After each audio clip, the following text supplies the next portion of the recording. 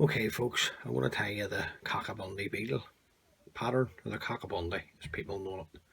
Now, the hook in the vise is a size 12 standard heavyweight wet fly hook. The thread that I'm going to use to tie the fly is uni thread 801 black. So I'm simply just going to come in and get the thread started at the eye of the hook. I'm going to run down a bed of thread until I'm slightly past the point of the hook. Now, the rib on the fly is going to be a flat gold tinsel. This is proper tinsel. This is not mylar. Now, I've had that from, Pussy was a kitten.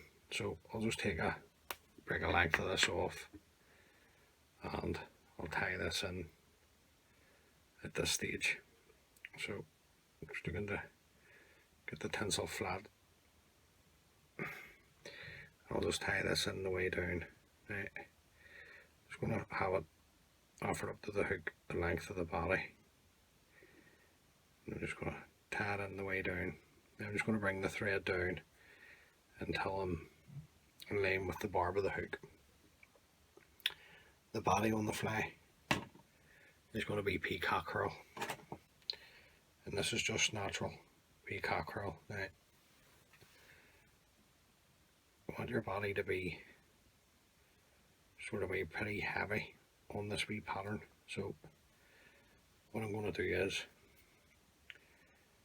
just going to take off 4 strands here. Now, the weakest part of the peacock curl is the top, so just chop it off, knock it away, and then I'm going to come around with a turn, and I'm going to pull the 4 strands in the length of the body, and then I'm going to run my thread up, tying these in. Now, just concentrate on tying these down the whole way up. Now, what you can do at this stage, you can put on some varnish or super glue just to make the fly last a wee bit longer, but I don't bother with that. So I'm going to counter wind the peacock curl the opposite way that I wind on my thread. So I'm just bringing the peacock curl towards myself. I'm just bringing it up 1 turn in front of the other, up to there. Now I'm going to come across the peacock curl with 1 turn, and then I turn onto the hook. Same again with the peacock curl, turn onto the hook, and then 1 more time just to secure that all in, because you've counterwind the peacock curl. And then I'm just going to come in with my scissors and trim away the excess. Now I'm going to bring up my gold tinsel.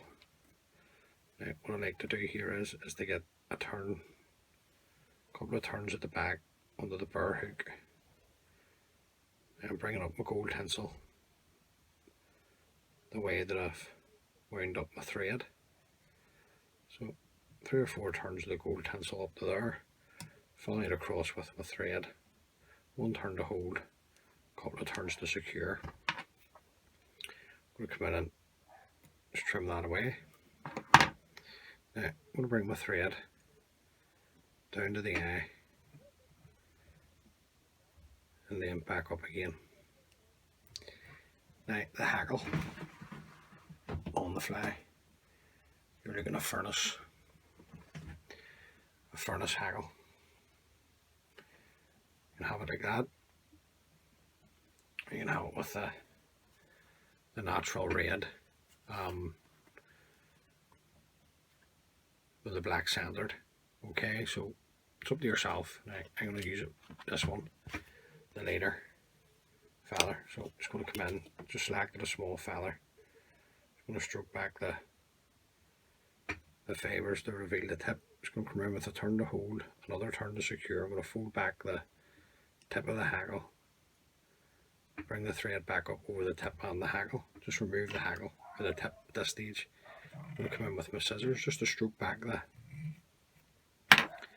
the hackles on the stem, and then you're looking 1 turn in front of the other. Now you'll not get too many turns in, so I usually try and put in 2 or 3. You could use a hand hackle for this. We'll get another turn in. If you had a natural red hand hackle. So I'm just going to come around with a turn to hold, another turn to secure. I'm going to fold back the stem. I'm just going to bring my tan thread up over the stem of the hackle, just creating my head at this stage. Right, just come back. Just a wee bit there that I want to get. That's us. Keeping the thread tight. Come in, remove the stem of the hackle, or the remains, and then just come in with your whip finishing tool, throw in a whip finish, pull the thread nice and tight, come in, trim away the thread. Right, that's the pattern finished. There's nothing else to it. Just come in, a bit of clear cellular varnish on the head, right the whole way right round.